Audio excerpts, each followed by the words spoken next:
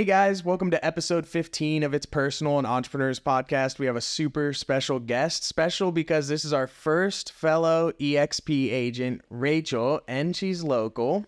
Thank you for coming. Thank you so much for having me. I was so excited to be here and do this with you guys. Thank you. Yeah, we really appreciate you taking the time. This should be fun because, we love interviewing all different types of businesses, but we really love talking about real estate too, obviously. So we can get a mix of all that in there, and that should be a good time.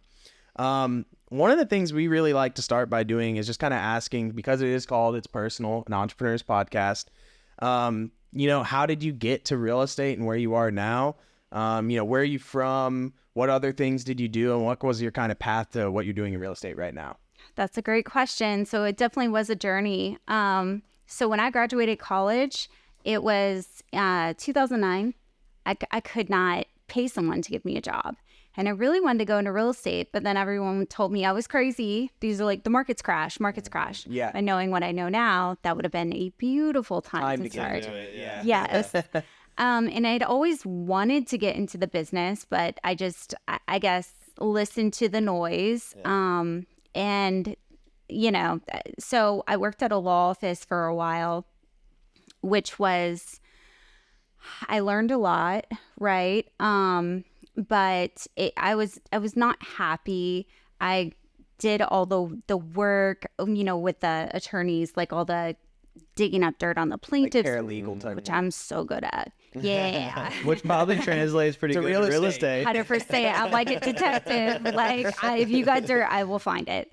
But so did that. I learned a lot. But it was kind of depressing when I was working at 9 to 5.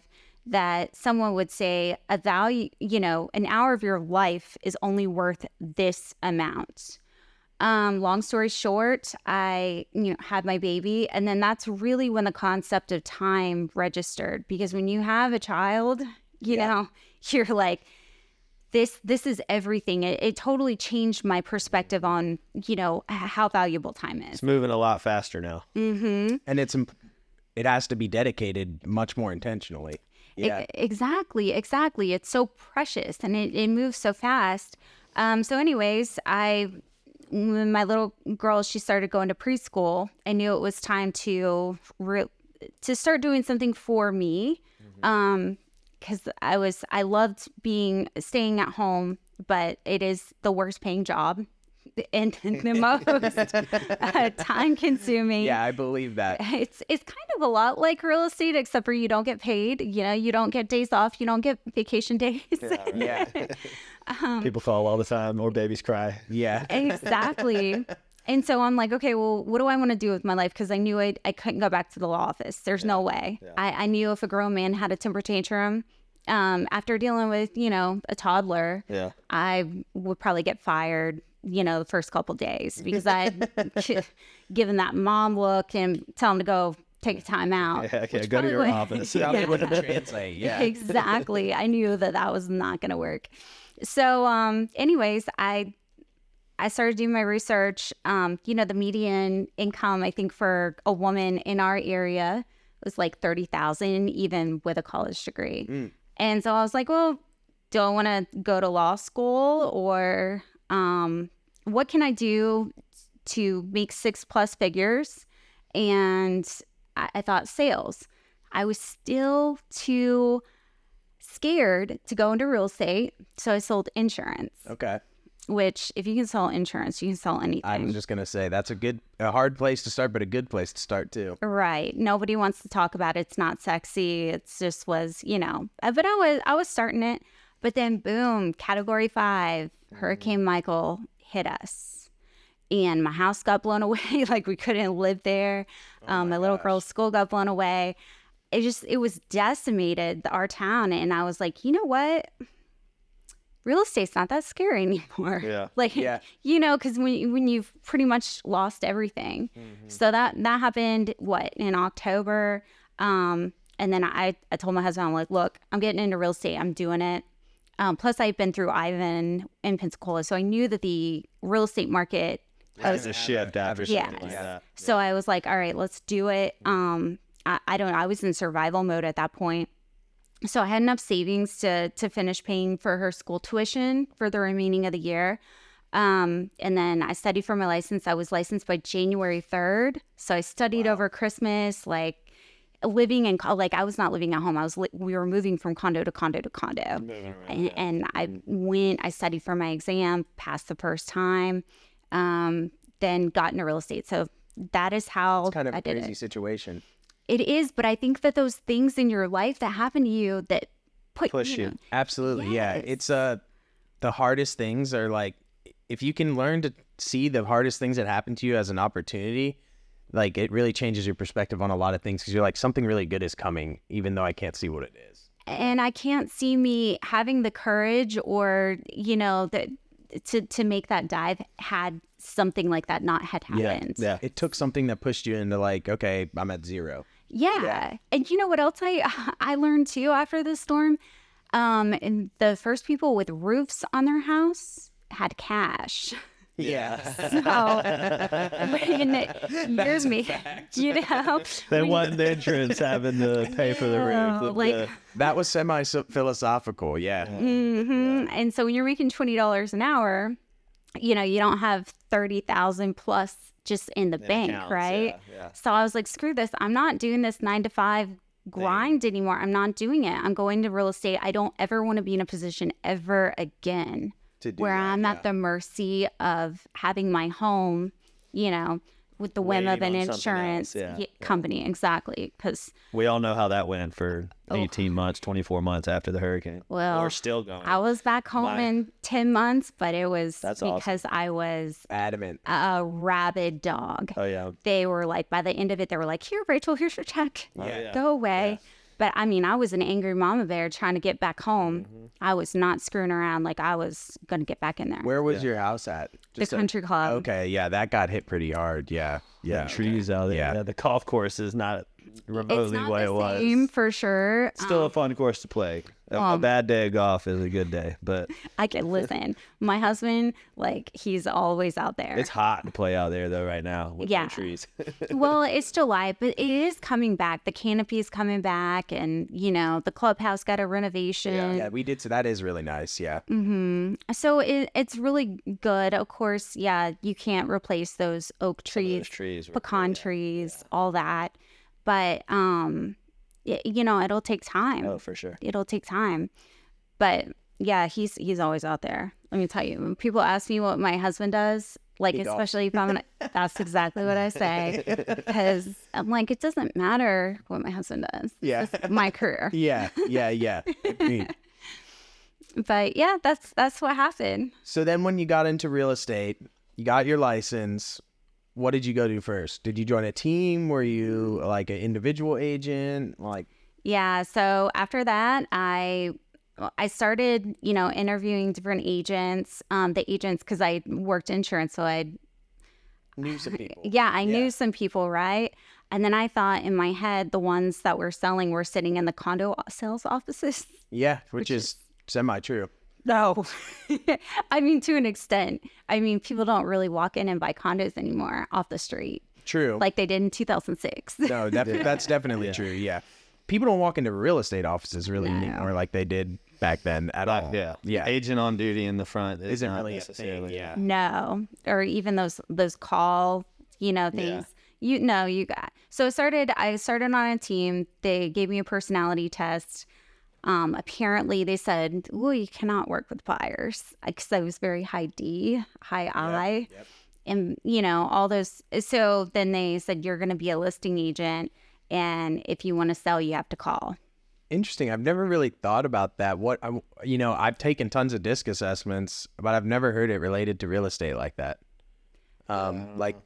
Apparently, the big teams, the really big teams, they'll do that. Like they'll get Y's higher. What is it about? Because I'm a DI. What is it about that? And I tend to push toward listings. Like that's what I really try to do. Why is that though? Do you know what the reasoning behind it is? Well, I think that they thought that I would be too impatient with buyers, which I kind of, yeah. I mean, you do have to be patient. And with my buyers, I'm pretty selective. They're usually past clients. Referrals. There's sellers that have sold. Okay, yeah, that makes sense.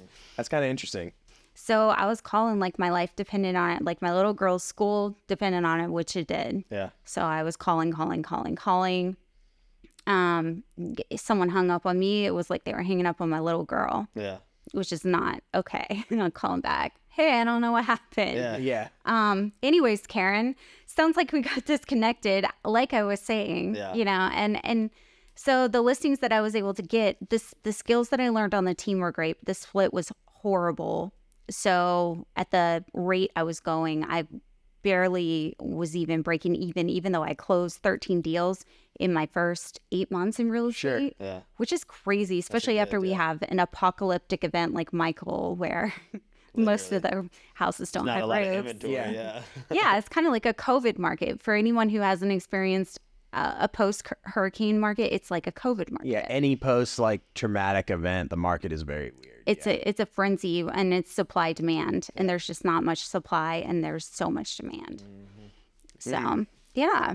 And so let's talk a little bit about EXP, because we absolutely love EXP and being part of it. What was it? Who got you to EXP? I guess is a great question. What is it that you like about EXP or drew you to EXP initially? So what drew me initially was I had to leave the team because of the split. So I went solo. So I was searching on YouTube, like cold call scripts, right? Got the Tom Ferry ones, which I used on the team.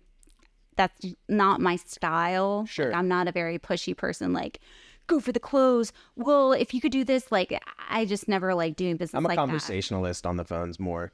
Yeah. And then I found Kevin Ward. Then I came across Ricky Caruth. Okay. Yeah, which was gold. Because I was like, all right, well, this good old boy can make $1 million a year selling condos in Gulf Shores, Alabama. Then there's no reason why I can't do this here. Sure. So I followed all of his free coaching. And then COVID happened, which was crazy scary. Our beaches were shut down for a whole month. We didn't know how long it was going to last. What was going to happen, yeah. Yeah. So anyways, Ricky made the move to EXP. He was like, hey, I'm going over to EXP. You know, if you want to come over with me, let me know. And I was like, I'm interested. Yeah. And then I talked to him because he had been so instrumental on helping me establish my business after I'd left the team. Yep. And the way I was conversing with clients, the relationships that I was making, it felt good to do business like this because my clients trusted me. And that's how I want to do business. Yeah, and it's important, I think, to find, like, especially early on in real estate, someone like that. Because there's a lot of different styles that work in real estate. Totally. But to find someone like that who kind of like, you kind of like their style and could see yourself wanting to do that and then really latching on to whether they're a coach or a mentor or whatever it is. Yes. And so when you find that person, that's kind of when you're able to accelerate, I think. And one thing that I think is so crucial because there's a lot of gurus out there, right? But success leaves clues. If they have a proven track record, if they've walked the walk, you know, and they're talking the talk, but you have to make sure that they have the success. Yeah, that they do transactions. Yeah, you know? Exactly. Yeah, and or like for us, like we're involved in a lot of investment things in real estate, and when we seek out people that are giving us advice, we want to make sure that like they've done that before. Yeah. You know what I mean? Not just telling me a theory or like an idea. It's like, okay, but have you done it? How did you apply this? Yeah. Yes, exactly. And I think that's where a lot of real estate agents get lost, is that they're not making sure vetting these people that they're following. And then I agree. Anyone can go on YouTube and talk about things these days. That's the truth. Yeah. And I will say this, real estate agents are the easiest people to sell. I don't know why. I was just chasing after the shiny pennies and the shortcuts. And at the end of the day, that's not what is going to get you there. There is no shortcut. Everyone is looking. I don't want to say everyone because I'm not necessarily, but people are looking for, like you said, the shortcut, the easy thing. And a lot of these lead systems and things that are out there in the real estate industry are pitching that hey, like this puts you on autopilot, and that doesn't exist. There is no substitute for the grind, hard work, and doing monotonous things over and over and over and over and over again, consistently and disciplined. That's basically what real estate is all about. And falling on your face. If you're not falling on your face all the time, you're not doing nothing. Yeah, true. Yeah, you've got to make sure that, you know, if you're going on listing appointments and not getting the listings, you know, that's okay. You'll get there. You'll get to the point where but if you're not going on listing appointments, you can't even attend. Yeah, you can't even fail. Talking to property owners, how are you selling real estate? That's what I always ask myself, right? I have no idea. Yeah. And I see a lot of people with the social media, they say, oh, like I do this on YouTube and I do that on YouTube, and they are successful, right? But that takes so much work and so much production. And then you're at the mercy of someone calling you and who's an actual qualified buyer. Mm-hmm. And like what we do with the investments, I mean, that's a little tricky because at the end of the day, no one needs an investment property. Yeah. So probably one of the worst YouTube videos I've ever made was how to buy a condo. No. Didn't go well.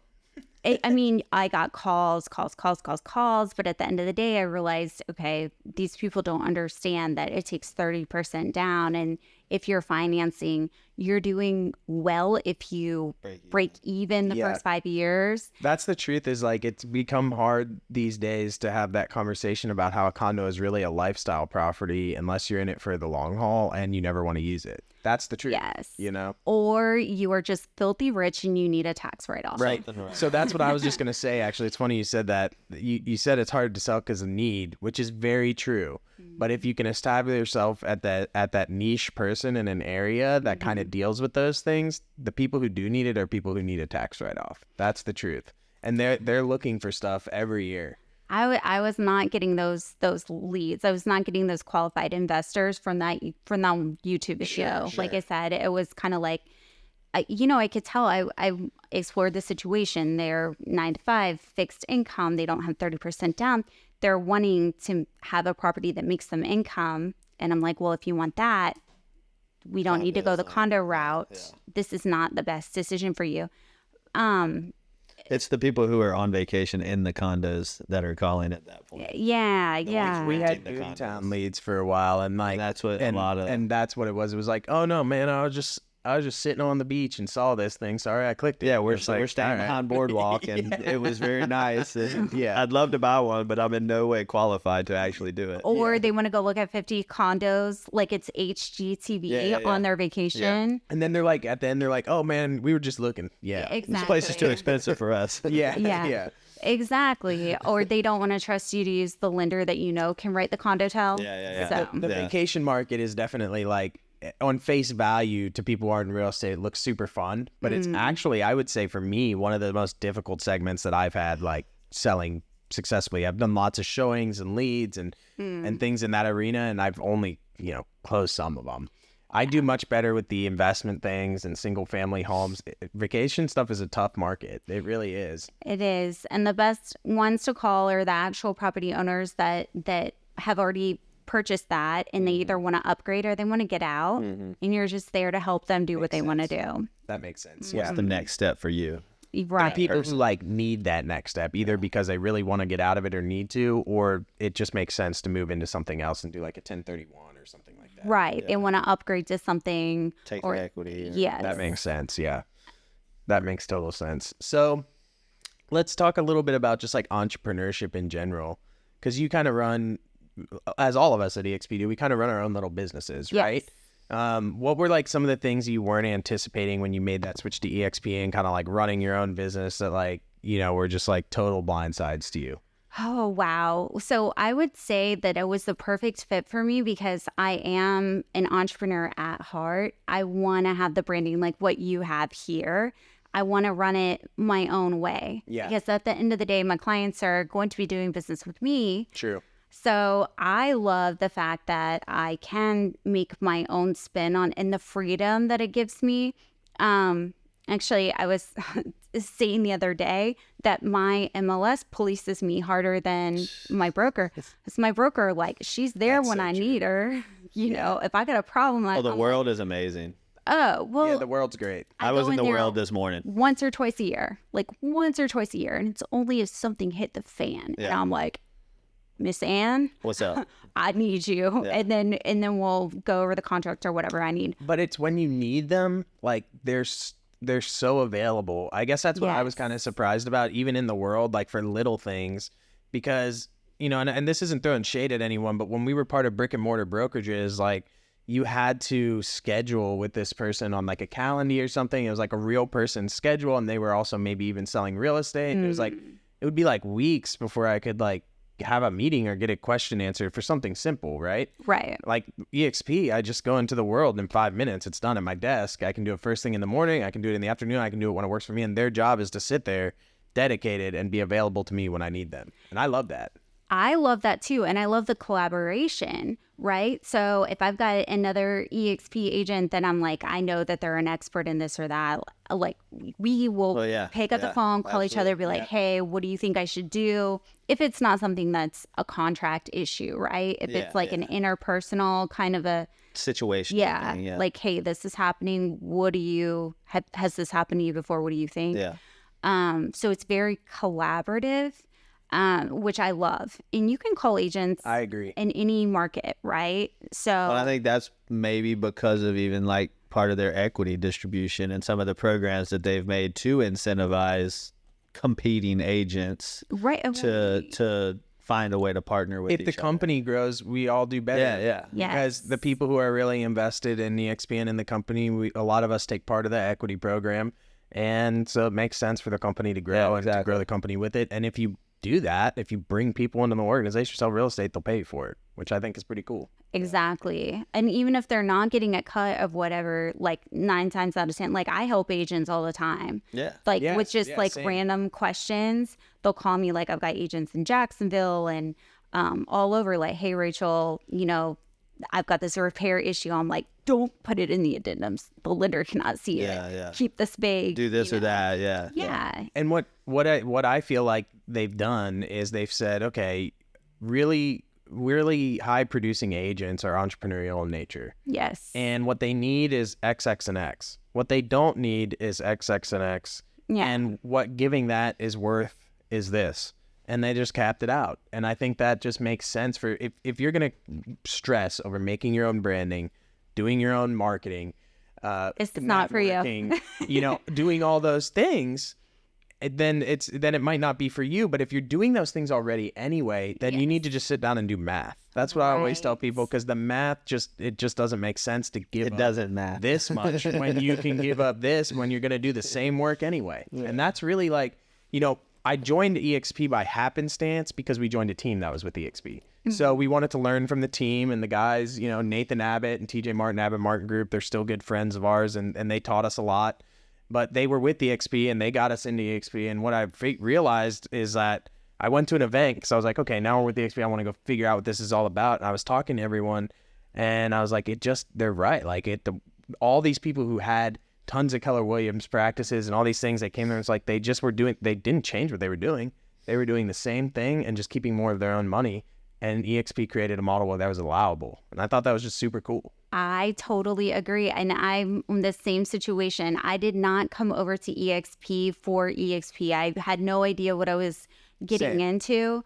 And I'm like, oh, thank God I did this. Because, when I've gotten over 100,000 in free EXP stock for just doing my job, which is just selling real estate. Yeah. I'm going to do that anyways, no matter where I go. I mean, but I didn't know the model. I didn't examine it. Same. But that extra money they let us keep, that lets you build your business, which is smart for them and smart for you. And so it gives you that money where you're like at another brokerage where your split is different. And you're like, well, how could I start that? How could I afford that? That's what they're doing. They're allowing the extra 10 or 15 or 20%. Have that money to go do that. Well, here's the difference when you've got those old school models, the brick and mortar, where you don't have cap and you don't have equity. That's basically like renting. Yeah, true. When you own or when you have equity, that's like owning a home, right? Because it's giving you value back. You're getting equity. So And two, you know, EXP was the first, right? The first ever model of this kind. And so we're seeing a lot of other knockoff brokerages try to do kind of the same thing. The same thing, but it's not proven. They're not publicly traded. Their financials don't look like us. So really, if this is truly a numbers decision for you, I would say stack it up, like who's publicly traded. And well, and not only that, because any private company can hand out paper, right? But when something's publicly traded, the paper actually has some sort of like almost guarantee. It can go up or down, but it has real value to it. You can't really apply value to paper that a private company gives out. That's just the truth. And you know what's crazy to me too? Like at the times where I've gone to EXPCon or even Inman, and you know how I am with faces. It's terrible, right? I was there with my friend and she was like, "Do you know who that is?" And I'm like, "No, who is that?" Like, looks like somebody's dad, you know, just like a regular guy, right? Yeah. No, it was Glenn Sanford, the CEO, a billionaire, but so down to earth and so approachable. Humble. You can talk to him. Yeah, he's so chill. When I went to Build last year in San Antonio, AJ Maida actually invited me to like a thing he had in his room, like a mastermind group thing. Yes. And all of them were in there just like sitting down in chairs, and you just walk up and talk to them. And I was like, I've been part of corporations where I couldn't have done this. No. You know? And the gems they drop. Yeah. Or to listen to like their issues they're working through.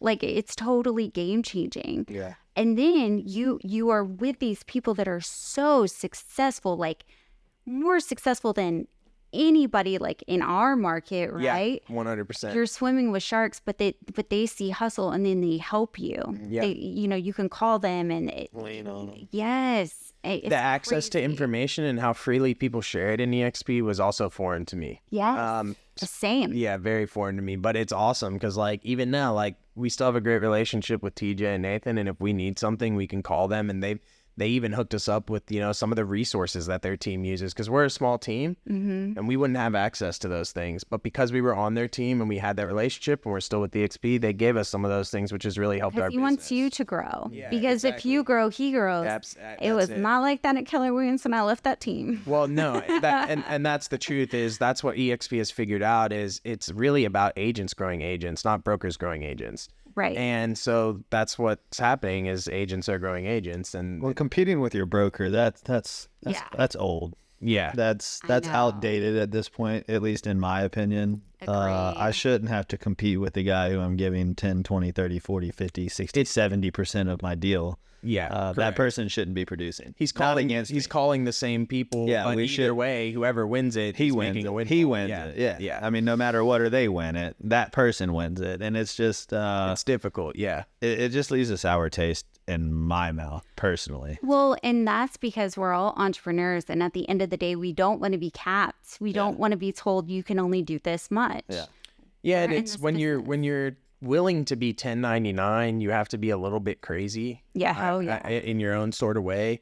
And you have to find this kind of like grit within you to even make that jump. And then once you've got that in you to go do that, it's very hard to have someone telling you what to do. Not that we're not open to feedback and good with clients, and we because we all get coaching and whatever. But you don't want someone controlling how you do that. And so the EXP has kind of given us the freedom to, within the bounds, run our own business and run our business the way we want to, and get a lot of help from other. Well, and I love that it's all at an arm's reach. Yeah. In my opinion, I love that it's not in the same office with me every single day, because then if that is all in the same building, it almost can become a distraction. Yeah. I love that we have access to so many resources, but none of them are breathing down my neck or checking on me. It's just like I have to go look for that resource, but I know where to find it. Exactly. And in the end, they've done a good job of basically saying, build your brand. Right? Like legally we are the brokerage and we have to be there, but have a brand. Yeah. And man, I've been at other places where that was definitely not encouraged. But you said it earlier, in the end, they're doing business with me, right? That's who my clients are doing business with. So it's nice to be able to kind of, put your name on something. 100%. And then the sky's the limit. There's not someone telling you you can't call or you can only call these people. Correct. This list or whatever. Yeah. And that's just, I think if you really are an entrepreneur at heart, you know, you're going to feel stilted. Well, if you're a driven entrepreneur. Yeah. If you're an entrepreneur that has to win. Yeah. To be able to pay for tuition. To right. You know.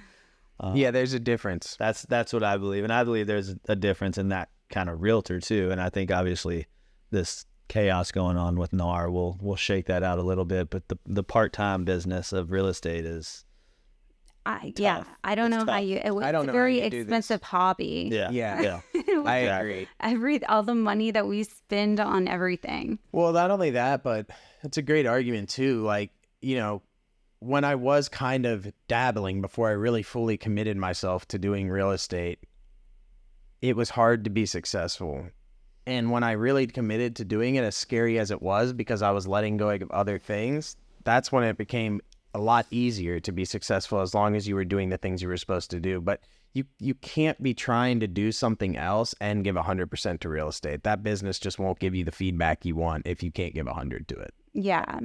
So where do you guys see, what's your 5-year goal? Yeah, I would say really, you know, we really love the development side of the business.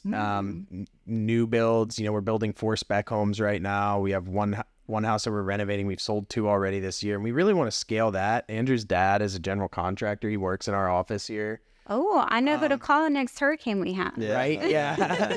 Yeah. And we love, I'm a lifetime salesperson, so I love sales, but really what drives me is like helping other people and managing other people and showing them how they can be really successful in sales. That's kind of what I got paid to do in corporate, because I was a sales manager both places I worked.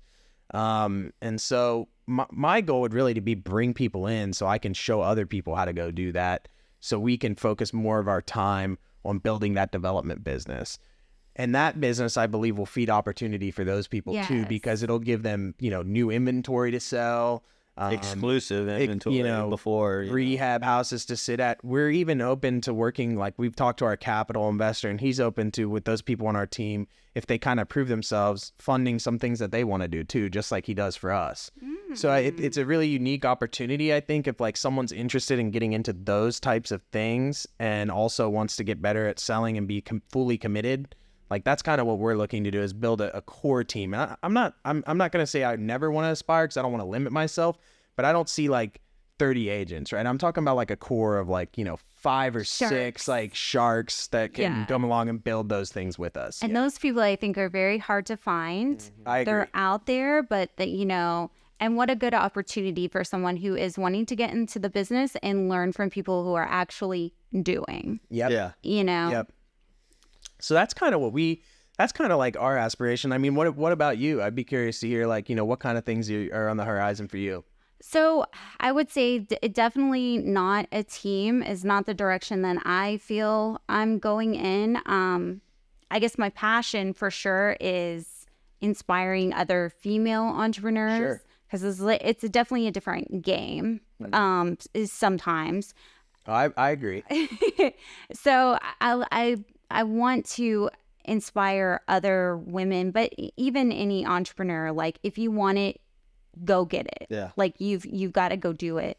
But I would say that there's eventually going to be an exit strategy. I don't want to be working this hard when I'm 60 years old. Sure. Yeah. So definitely have the investments. And then I really love the opportunities I've gotten to be on camera. I was going to ask, you've been on HGTV, haven't you? I have not yet. Okay. But that's definitely on my list. I've done other, you know, TV shows that will hopefully be syndicated on other networks. But that's definitely a dream of mine. But I really want to show like the true aspect of it. Yeah. But who knows if anybody actually would want to watch that. I mean, I agree with you though, because even when we watch like flipping shows, oh my God. Like, and they're never talking about anything like, you know, like taxes or permit fees. What tile are we gonna pick out? Yeah, what are you talking about? And they like over finish it, but then the cost, I'm like, there's no way they bought that for that, and it just drives me crazy. But and then they make $280,000 and sell it. But in then like I'm 6 like, days. But then I'm like, if they followed around what's really happening, it'd probably be pretty boring. Yeah. Right. They'd be like, oh, here's Andrew scrubbing the toilet. Yeah, and it would be boring and it would be scary. Yeah, people would not want it would not motivate them. It wouldn't motivate me to want to turn on HGTV and be like, man, that looks like it's fun, it's enjoyable, it's profitable. Here's Kurt stressing in his bed at 3 a.m. about his finances. Yeah. Exactly. I know, it's very pulling a second HELOC out on the same property so we can finish the project. Yeah. That's true. That's just, so in my opinion, that's social media. Yeah, true. And that's kind of where we became interested in starting this podcast and kind of having the nitty-gritty conversation of how did you what's actually going on. And I think that's a great way to attract people of like mind. Whenever you get your message out there and you connect with those people, that's magic. Because I've definitely been able to connect with people all over the world. I agree. That are like, oh, hey, I see you do this, or, we're friends. Like, we've connected. We've been friends for years. So I think that there's a huge opportunity there. Yeah, I love meeting new people, which is part of what real estate is essentially. So it's all relationships. Yeah. However you break it down, however you get your leads, you've got to have a whole relationship. Yeah. So here's kind of like the last question we like to ask people, which is whether it be personal or professional, what is that one piece of advice for like entrepreneurs or maybe someone who's considering becoming an entrepreneur that you would want to leave with people, like a legacy piece of advice that you would have to give right now? Okay, so if I could go back in time and tell that girl that graduated college in 2009 during a market crash and a real estate crash, I would just say, if you know you're that one, like if you believe, if you inside, like you're that one, don't be scared. Go get it. You're going to fall on your face. There's going to be a lot of obstacles, but don't wait. But you have to know deep down, you will do whatever it takes to get to that level that you want. But that's my biggest piece of advice. If you know you're that one, go get it. Don't wait. Yeah. I wish I started earlier too. Like I'm thankful for my corporate experience, but I think back and I'm like, where would I be if instead of going that route, I just did what I knew I always wanted to end up, which was entrepreneurship? Where would I be? It's kind of a sickness, right? Yeah, it's a disease. Yeah. And if you have it, just might as well like own it. I agree. But it's definitely it's a whole mentality. It's a lifestyle. There's no days off. There's no sick days. It's not for the faint of heart. No, like you got to be in it to win it. Yeah. And if you're not, then maybe go get that 9 to 5. Yeah, I agree. Yeah. Well, listen, we really appreciate you taking the time to come on. I know we're all like busy people. Thank you for having me. Thank you so much. I'm so excited for this, and I get to be in your office, which is amazing for the first time. So thank you so much for having me. Yeah, we appreciate it. Thanks so much, guys, for tuning in, and be sure to check us out for episode 16.